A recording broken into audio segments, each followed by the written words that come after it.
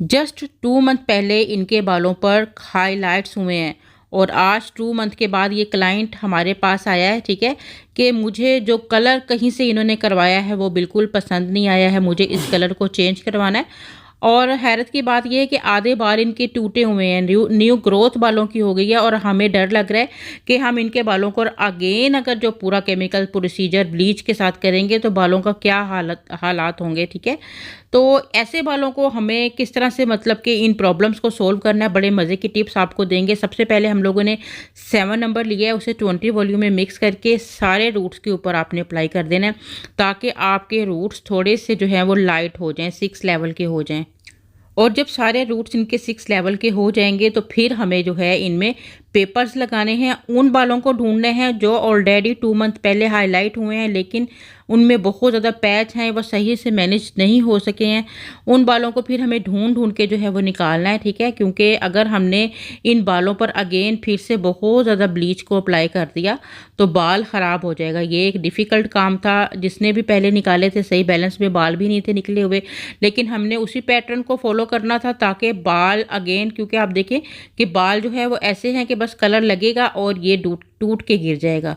और अब हमने इस तरह से इन बालों को ढूंढ ढांड के यहाँ से निकाला और अब हमने 20 वॉल्यूम जो है वो बनाया है नीचे लेंथ के बालों पे ब्लीच लगाने के लिए और ऊपर रूट्स के बालों पर लगाने के लिए हमने बनाया है 30 वॉल्यूम, क्योंकि ऊपर का बाल डार्क है, ठीक है। और अब हम इसको सबको लगाएंगे, पूरे जितना इनका पैटर्न बना हुआ है उस पैटर्न को हम इसी तरह से ही फॉलो करेंगे। और जो नीचे बचा हुआ बाल होगा उसे हम अगेन जो है वो, यानी कि जैसे वो नीचे वाला बाल आपको लाइट नज़र आ रहा है तो उसे 6 नंबर के साथ, जैसे रूट्स में हमने 7 लगाया था, तो जो नीचे बचा हुआ जो बाल होगा फॉइल के नीचे जितना बचा हुआ बाल होगा सबको हमने 7 नंबर 20 वॉल्यूम के साथ जो है वो अप्लाई करना है और तब इनका ये प्रॉब्लम सोल्व होना है। पूरे दिन का काम था। और साथ ही हमने बॉन्ड फ्यूजन को अपने ब्लीच में थोड़ा सा मिक्स करके उसके साथ इनको पूरा ट्रीटमेंट किया, अपने ब्लीच में भी उसको मिक्स किया और साथ स्टैंड अलोन ट्रीटमेंट इनके बालों पर जो है वो किया ताकि बाल जो है वो टूटे नहीं। और डरते डरते इनके बालों को हम लोगों ने टच किया, ठीक है।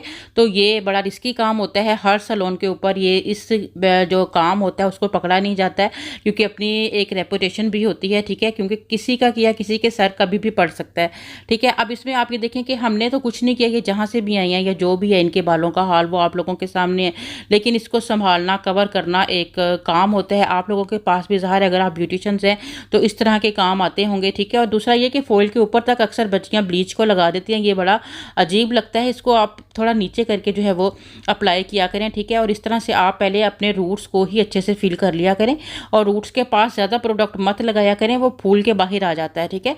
और उसके बाद नीचे वाली जो लेंथ है वहाँ पर आपने 20 वॉल्यूम के साथ हम लोगों ने, क्योंकि नीचे ऑलरेडी लाइट बाल है तो हमने 20 वॉल्यूम बॉन्ड फ्यूजन को मिक्स करके मटेरियल बना के फिर इसको जो है वो हमने मतलब यूज़ किया, ठीक है।